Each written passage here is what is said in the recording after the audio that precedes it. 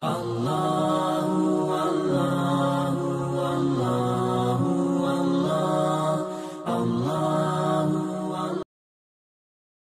sekarang kita masih berada pada bab yang kita bahas pada pertemuan yang lalu, yaitu bab tentang riba.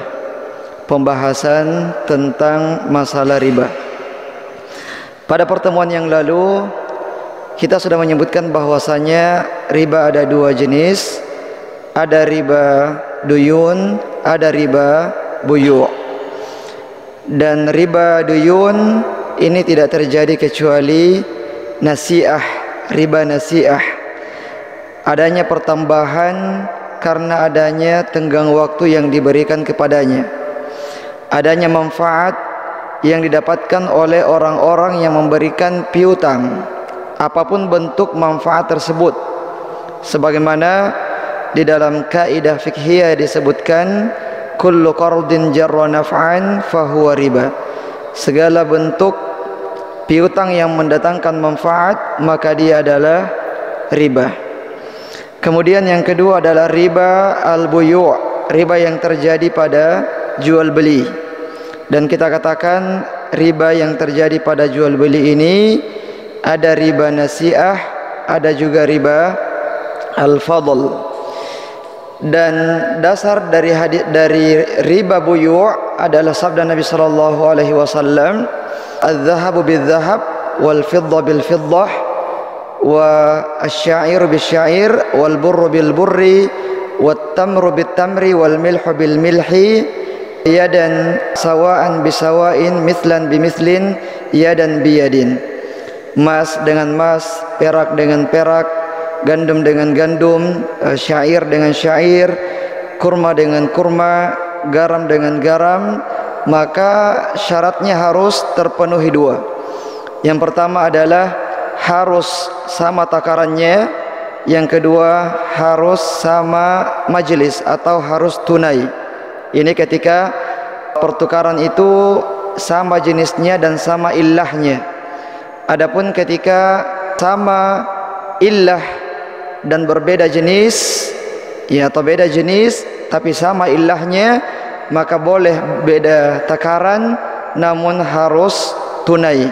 Misalnya tukar menukar uang dolar dengan rupiah, beda jenis tapi sama illahnya, boleh beda takaran namun harus satu majelis. Kemudian ketika berbeda jenis dan berbeda juga illahnya, maka boleh ditukar dengan takaran yang berbeda dan tidak harus tunai. Satu mobil boleh ditukar dengan 10 motor dan tidak harus tunai. Ini riba al-buyu' dan juga riba ad-duyun. Sekarang kita akan melanjutkan pembahasan kita terkait masalah manfaat. Manfaat yang diterima oleh si pemberi utang. Manfaat yang tidak boleh adalah manfaat yang dipersyaratkan. Manfaat yang sifatnya riba adalah manfaat yang dipersyaratkan oleh orang yang memberikan piutang kepada orang lain. Dia mengatakan, ya, saya memberikan piutang 1 juta rupiah dibayar bulan depan, tapi dengan syarat dikembalikan nanti 1.100.000 rupiah. Ada syaratnya. Atau manfaat yang lain yang dipersyaratkan, maka ini adalah riba. Adapun ketika tidak dipersyaratkan, maka ini tidak termasuk manfaat ribawi. Misalnya orang yang berutang ini, dia merasa dia sudah mendapatkan jasa, dia sudah berutang budi kepada orang yang memberikan piutang kepadanya. Pada saat dia mengembalikan utangnya yang 1 juta, dia juga menambahkan dengan 100.000 rupiah, atau ditambahkan dengan beras, misalnya 10 kilogram atau 100 kilogram. Dan manfaat ini tidak dipersyaratkan sama sekali dari awal. Manfaat ini boleh diterima oleh si pemberi piutang tadi, karena manfaatnya tidak dipersyaratkan. Dan manfaat yang dipersyaratkan ini baik dipersyaratkan dengan lisan atau dengan tulisan atau dengan isyarat. Selama dipersyaratkan baik dengan lisan, dengan langsung mengatakan, ya syaratnya dikembalikan lebih, atau dengan SMS atau WhatsApp, ya dikatakan syaratnya harus kembalinya sekian, atau dengan isyarat. Dengan isyarat dia mengatakan, biasanya kalau ada orang yang berutang sama saya, kalau nanti dia bayar, itu biasa ada cepek-cepeknya, ada biasa ya sesuatu yang dia bawa. Dia tidak persyaratkan, dia tidak bilang harus dikembalikan 1.100.000, harus dikembalikan 1 juta plus ini. Dia tidak persyaratkan dengan lisan atau dengan tulisan, tapi dia memberikan sebuah isyarat, isyarat yang dipahami oleh orang yang berutang ini. Ya dia bilang, iya kalau itu sudah gampang itu. Ini adalah manfaat yang ribawi, meskipun tidak disebutkan secara jelas. Kemudian jamaah yang dimuliakan oleh Allah Subhanahu wa taala, ketika ada orang yang berutang kepada kita dan kita tahu orang ini adalah orang yang suka sekali memberikan tambahan pada piutang yang diberikan kepadanya, meskipun tidak dipersyaratkan. Kalau dia berutang 1 juta rupiah, akan dikembalikan 1.100.000 atau 1.200.000, meskipun kita tidak minta kepadanya. Ini sudah hampir bisa dipastikan pasti akan memberikan kelebihan berdasarkan historinya, ya berdasarkan pengalaman ya dia terhadap orang ini. Maka orang yang seperti ini harus diberikan persyaratan. Persyaratannya adalah, saya memberikan piutang kepada Anda dengan syarat jangan memberikan kelebihan apapun. Jadi syaratnya terbalik. Syaratnya adalah jangan memberikan kelebihan apapun.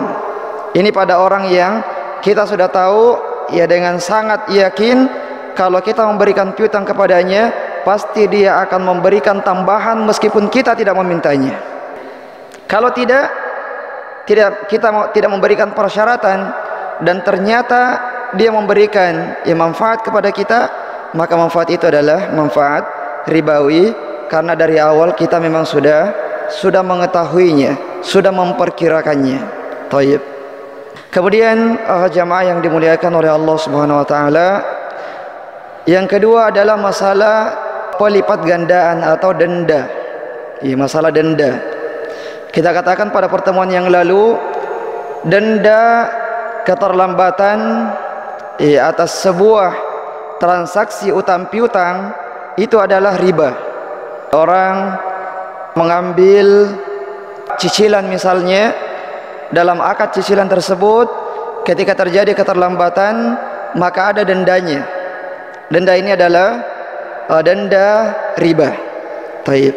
Lalu apakah semua denda itu adalah riba ataukah tidak? Ya ternyata tidak semua denda itu dikategorikan sebagai riba. Dalam salah satu fatwa dari Al-Majma' Al-Fiqhi disebutkan, yajuzu an yashtarita syartal jazai fi jami'il uqud al-maliyah ma ada al-uqud allati yakunu al-iltizamul asli fiha dainan fa inna hadha minar riba as-sarih. Jadi boleh menetapkan denda pada semua muamalah yang bersifat harta, kecuali muamalah yang landasannya itu adalah landasan utang piutang. Selain daripada utang piutang, maka boleh memberikan denda atas sebuah hukuman ataupun apapun jenisnya, selain daripada muamalah yang sumbernya yang landasannya itu adalah dari utang piutang. Baik. Jadi kita bisa mengatakan bahwasanya misalnya pembayaran listrik ada yang prabayar, ada juga yang pasca bayar. Yang prabayar yang pakai pulsa ya diisi dulu baru dipakai. Yang pasca bayar dipakai dulu baru dibayar. Yang pasca bayar ini yang jadi masalah, karena ketika terlambat dibayar maka akan ada dendanya. Lalu apakah ini adalah muamalah utang piutang ataukah bukan? Listrik yang kita gunakan selama 1 bulan, apakah itu bersifat utang bagi kita ataukah bukan? Utang atau bukan? Ya, utang ya. Karena kita sudah menggunakan fasilitasnya.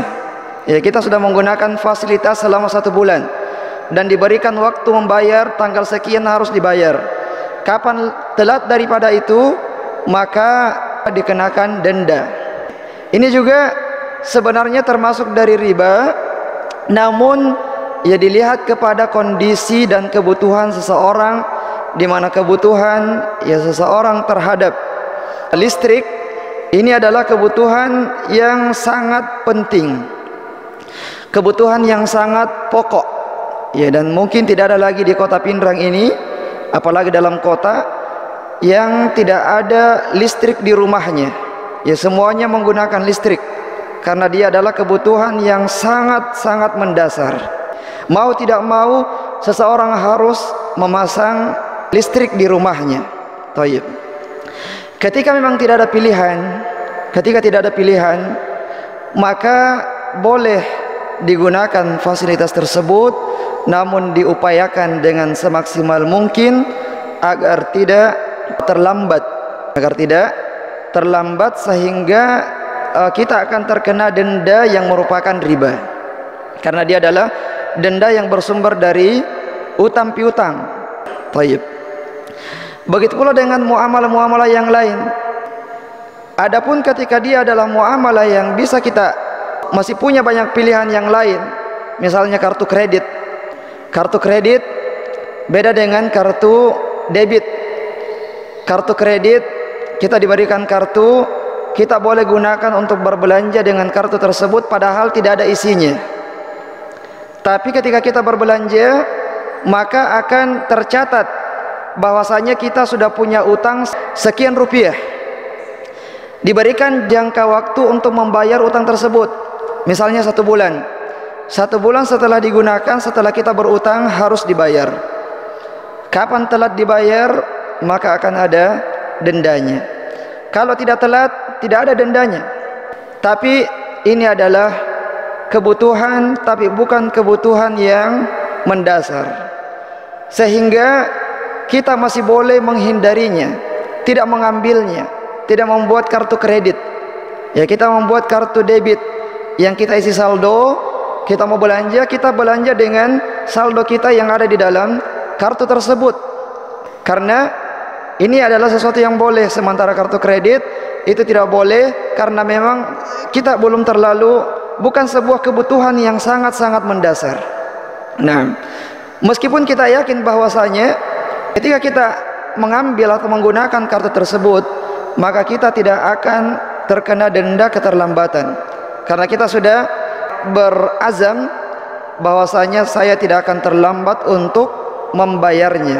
Ya, meskipun bertekad, ya, berazam, tapi karena dari awal memang sudah seperti itu akadnya, maka tidak boleh. Adapun denda yang bukan berasal dari utang piutang, ya, misalnya sebagai hukuman, kalau di Saudi Arabia ada hukuman melanggar lalu lintas lampu merah. Ya, kecepatan tertentu pada jalan tertentu, kecepatan maksimal adalah sekian. Pada saat dia melewati jalur tersebut melebihi kecepatan yang telah ditentukan, maka akan ada kamera yang langsung menangkapnya, langsung tertangkap kamera nomor mobilnya, dan itu dia harus bayar. Ya, dia harus bayar dan diberikan jangka waktu 1 bulan misalnya. Kalau misalnya dia lewat dari 1 bulan, maka akan ada dendanya. Apakah denda ini termasuk riba ataukah tidak? Kita katakan tidak termasuk riba, karena denda ini bukan berasal dari utang piutang. Dia adalah denda atas sebuah hukuman. Jadi hukuman yang berakhir kepada hukuman yang lain. Ya, jadi ini bukan termasuk riba karena dendanya bukan berasal dari muamalah utang piutang.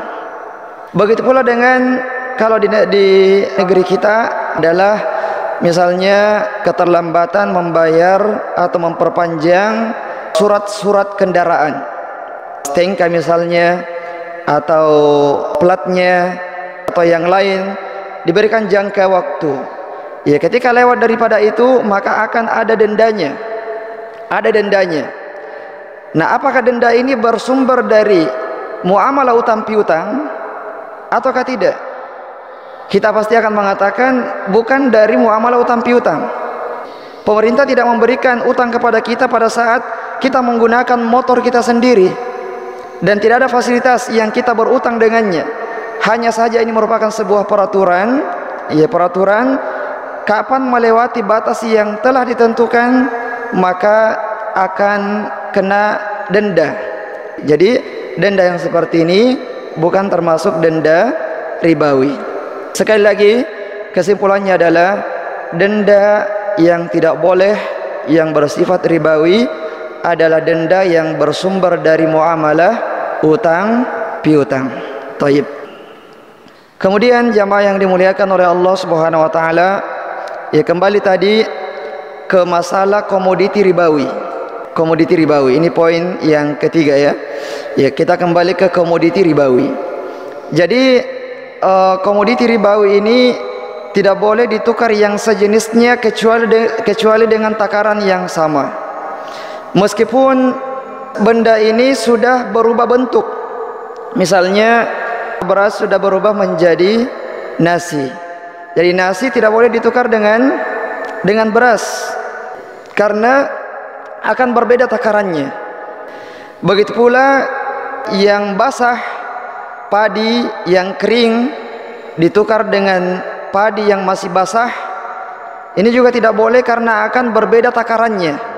Kalau mau menukarnya maka ditukar dengan takaran yang sama, yang otomatis akan merugikan orang yang memiliki padi yang kering karena timbangannya pasti akan lebih ringan.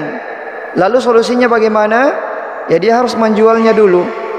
Dia harus menjualnya dulu kepada orang tersebut, kemudian dia membeli padi yang dia inginkan meskipun dari orang yang sama. Tapi caranya bukan tukar menukar, tapi dia beli dulu padinya yang basah misalnya, kemudian dia jual padinya yang kering. Ya, meskipun kepada orang yang sama. Begitu pula dengan emas. Ketika ada orang yang punya emas yang dia mau ganti, dia tidak suka lagi dengan modelnya misalnya, dia mau ganti dengan yang lebih baik, maka dia tidak boleh tukar tambah dengan penjual. Dia bawa emasnya yang sudah lama 5 gram, dia tukar dengan yang baru 3 gram. Ya, ini tidak boleh. Solusinya adalah dia jual dulu, ya, ke penjual tersebut. Setelah dia terima uangnya, dia membeli emas yang baru meskipun kepada penjual yang sama. Mungkin kita akan mengatakan, ya, apa bedanya, kan sama-sama nanti hasil akhirnya. Sama-sama hasil akhirnya. Si A menerima emas yang baru, kemudian si B menerima emas yang lama. Ini hasil terakhirnya. Tapi jalan yang pertama, tukar tambah, itu adalah riba. Kemudian jalan yang kedua, dijual belikan dulu, dijual dulu, baru dia membeli. Ini adalah jual beli dan ini boleh meskipun hasil terakhirnya sama. Jadi ini di antara perbedaan riba dan jual beli itu sangat sedikit. Hasil terakhirnya sama saja dan tidak ada orang ketiga di sini. 2 orang saja yang bertransaksi. Tapi satunya transaksinya adalah tukar tambah dan yang satunya transaksinya adalah jual beli. Jadi inilah kadang-kadang perbedaan, bahkan sering, ya, perbedaan antara riba dengan jual beli itu perbedaan yang sangat tipis, perbedaan yang sangat sedikit, namun ya kita perlu untuk berhati-hati. Kemudian yang selanjutnya jamaah yang dimuliakan oleh Allah Subhanahu wa taala adalah jual beli inah. Jual beli inah. Di dalam hadis Rasulullah SAW bersabda, "Idza tabaya'tum bil inah," jika kalian sudah berjual beli inah dan mengikuti ekornya sapi, maksudnya adalah sibuk dengan peternakan kalian, sibuk dengan pertanian kalian dan meninggalkan jihad fisabilillah, maka Allah Subhanahu wa taala akan menimpakan kehinaan kepada kalian Allah tidak mencabut kehinaan tersebut sampai kalian kembali kepada agama kalian. Ya, ini dalil tentang pelarangan jual beli inah. Lalu apa yang dimaksud dengan jual beli inah tersebut? Jual beli inah skemanya seperti ini.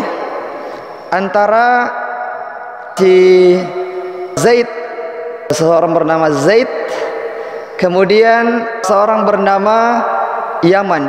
Ya, anggaplah namanya Yaman. Zaid dengan Yaman. Zaid menjual handphonenya ya kepada Yaman. Saya jual handphone ini kepada Anda dengan harga 5 juta rupiah. Tapi dikredit. Ya, dikredit selama 5 bulan. Selama 5 bulan, jadi 1 bulan 1 juta rupiah.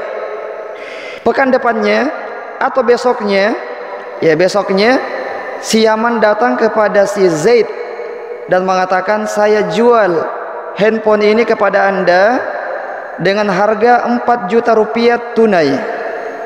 Sehingga si Zaid memberikan uang 4 juta rupiah kepada si Yaman ini.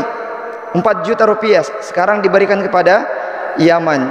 Sekarang Yaman memiliki uang 4 juta rupiah dan handphone kembali lagi kepada pemilik pertamanya, yaitu Zaid. Sebenarnya apa yang diinginkan oleh Zaid? Apa yang diinginkan oleh Yaman? Yang diinginkan oleh Yaman sebenarnya adalah dana tunai sebesar 4 juta rupiah. Dia tidak menginginkan jual beli. Si Zaid sebenarnya dia tidak mau menjual handphonenya. Dia tidak mau menjual handphonenya. Tapi handphonenya ini hanya sekedar kamuflase saja. Hanya sekedar tipuan saja.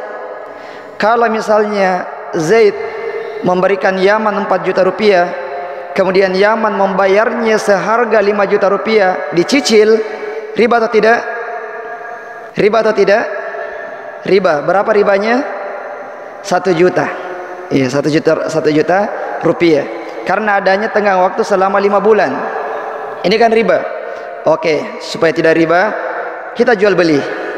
Zaid punya HP, dia jual kepada Yaman, saya jual ini. Ya, jual beli sekarang, ya kan? Jual beli. Sekarang tapi kredit. Dijual dengan cara kredit. 5 juta rupiah selama 5 bulan. Besok Yaman datang kepada Zaid menjual HP yang sama tadi. HP yang sama. Bukan HP yang lain, HP yang sama. Saya jual dengan cara tunai 4 juta, tapi di cash. Akhirnya jual beli ini hanyalah sekedar kamuflase saja. Ini adalah jual beli inah. Beda dengan yang tadi yang tukar tambah. Itu beda dengan yang sekarang. Kemudian ini adalah sesuatu yang terlarang. Lalu bagaimana kalau 3 pihak? Tadi 2 pihak, antara Zaid dengan Yaman. Sekarang 3 pihak, antara Zaid, Yaman, dan siapa? Ahmad. Ya, Zaid, Yaman, dan Ahmad. Zaid dia menjual handphonenya kepada Yaman. Taib, dengan cara dicicil 5 juta rupiah. 5 juta rupiah selama 5 bulan. Taib. Kemudian si Yaman ini dia menjual kepada si Ahmad dengan cara di cash. Ini adalah muamalah yang boleh. Beda dengan yang tadi. Padahal hasil terakhirnya sama. Hasil terakhirnya adalah si Yaman ini mendapatkan dana tunai 4 juta rupiah. Dan si Zaid ini sudah menyerahkan. Ya, afwan, tidak sama hasil terakhirnya ya. Karena handphonenya pindah ke pihak yang ketiga. Tidak kembali ke pihak yang pertama, tapi kembali ke pindah ke pihak yang ketiga. Ini boleh jual beli. Jadi ini yang contoh yang kedua adalah muamalah yang boleh, dan contoh yang pertama adalah muamalah yang haram. Jadi sedikit bedanya ya. Ya, sedikit perbedaannya. Seperti itulah kadang-kadang perbedaan antara riba dengan jual beli. Taib. Kemudian jamaah yang dimuliakan oleh Allah Subhanahu wa taala, poin yang terakhir adalah tentang jual beli salam. Ya, jual beli salam. Apa yang dimaksud dengan jual beli salam? Jual beli salam itu adalah jual beli barang dengan spesifikasi yang sudah jelas. Barang dengan spesifikasi yang sudah jelas dan jelas waktu penyerahannya dengan dana tunai di awal. Dengan dana tunai di awal. Contohnya seperti ini. Si A ingin membeli barang kepada si B. Taib. Kemudian si B ini ternyata dia belum memiliki barang tersebut atau barang tersebut belum ready. Ya, belum ready, belum ada. Tapi dia sudah menjelaskan karakteristik dari barang ini dengan sejelas-jelasnya. Kalau misalnya dia ada kurma, kalau dia kurma misalnya sudah disebutkan apa jenis kurmanya, berapa kilo, bagaimana kualitas kurmanya, semua spesifikasinya sudah jelas, dan kapan diserah terimakan dan di mana. Taib. Jadi si B sudah menjelaskan karakteristik daripada barang yang mau dia jual kepada si A.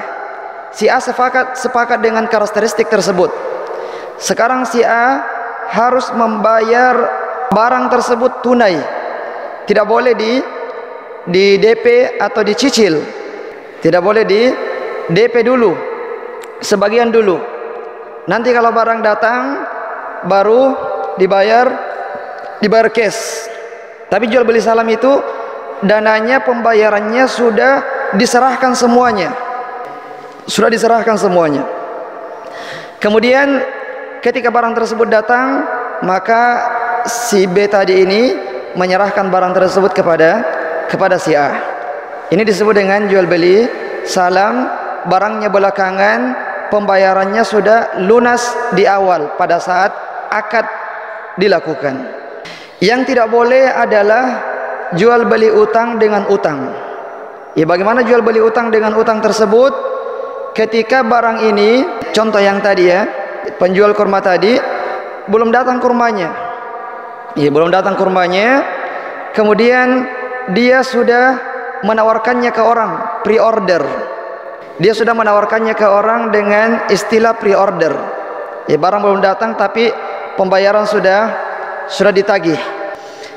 Ketika calon pembeli membayarnya dengan cara cash, itu boleh disebut dengan jual beli salam. Tapi ketika pembeli cuma membayar DP saja, DP-nya dulu, nanti kalau barang datang baru dibayar sisanya, maka ini adalah jual beli utang dengan utang. Bagaimana maksudnya utang dengan utang? Si B berutang kepada si A karena barangnya belum sampai, belum diserahkan kepada si A. Si A berutang kepada si B karena dia baru membayar DP-nya, belum membayar semuanya. Jadi ini adalah transaksi jual beli utang dengan utang. Yang sepakat ulama kita bahwasanya jual beli utang dengan utang itu adalah jual beli yang terlarang. Lalu bagaimana solusinya? Solusinya tadi adalah dengan jual beli salam, langsung diserahkan semua dananya. Atau solusi yang kedua? Solusi yang kedua adalah dia menyerahkan bukan DP tapi tanda jadi. Beda antara DP dengan tanda jadi. Bedanya tipis. Iya, antara DP dengan tanda jadi. Kalau kita mengistilahkan dengan bahasa kita sama saja ya, DP dengan tanda jadi. Kalau dalam bahasa Arab, DP disebut dengan al-urbun. Kalau tanda jadi disebut dengan al-hamish al-jiddiyah, al-hamishud jiddiyah. Dan ada perbedaan di antara keduanya, antara DP dengan tanda jadi. DP pada saat akadnya jadi, maka DP ini tidak dikembalikan kepada pembeli, tapi dia dianggap bagian dari harga, dipotong nanti harganya. Misalnya harganya 100 juta rupiah, DP-nya 10 juta. Berarti nanti ketika dia membayar sisanya yaitu 90 juta rupiah. Ini adalah DP. Dan ketika batal dibatalkan oleh si pembeli, dia tidak lanjut untuk akad jual beli, maka DP ini dianggap sudah hangus, tidak dikembalikan kepada si pembeli, karena dia yang membatalkan jual beli tersebut. Dan uang yang diserahkan adalah statusnya sebagai DP. Kalau tanda jadi ketika akad itu lanjut, uang jadi ini tetap dikembalikan dulu kepada si pembeli. Ya, dikembalikan dulu kepada si pembeli. Nanti ketika dikembalikan baru akad baru. Jadi ceritanya uang jadi itu disimpan kepada si penjual sebagai bentuk jaga-jaga saja. Dia kan sekarang pesan barang, mungkin dalam proses pemesanan barang itu dia sudah mengeluarkan biaya, dan ketika si pembeli ini tidak jadi membeli, maka uang jadi ini dipotong sebagian senilai kerugian yang dia alami. Dia tidak boleh mengambil secara keseluruhan. Ini ketika misalnya pembeli tidak jadi membeli, tidak mau melanjutkan akadnya, maka dia masih berhak untuk mendapatkan sisa uangnya setelah dipotong uang kerugian yang dialami oleh penjual karena proses pengadaan barang tersebut. Kalau tidak ada kerugian yang dia alami, maka dia kembalikan semua uang jadi ini kepada pembeli. Ketika akadnya adalah sebagai tanda jadi, bukan sebagai DP. Jadi ini bedanya antara DP dengan tanda jadi. Kalau DP, kalau akad lanjut, maka pembeli sisa membayar sisanya saja. Kalau batal, maka DP-nya hangus. Tanda jadi, kalau akadnya lanjut, tetap dikembalikan dulu, baru akad. Karena belum ada akad sebelumnya. Belum akad. Uang tanda jadi itu bukan akad. Ya, bukan akad itu. Setelah barang datang, dikembalikan uangnya, dia terima uangnya, barulah dia melakukan akad dengan penjual. Kalau batal, tidak dianggap hangus uang jadinya, tanda jadinya, tapi dikembalikan kepadanya setelah dipotong dana kerugian yang dialami oleh si penjual ini. Mudah-mudahan bisa dipahami ya, insyaallah. Ini beberapa hal terkait masalah riba. Taib, karena waktu sudah masuk, kita akhir dengan subhanakallahumma bihamdik, asyhadu an la ilaha illa anta astaghfiruka wa atubu ilaik, wa akhir da'wana alhamdulillahi rabbil alamin. Wassalamualaikum warahmatullahi wabarakatuh.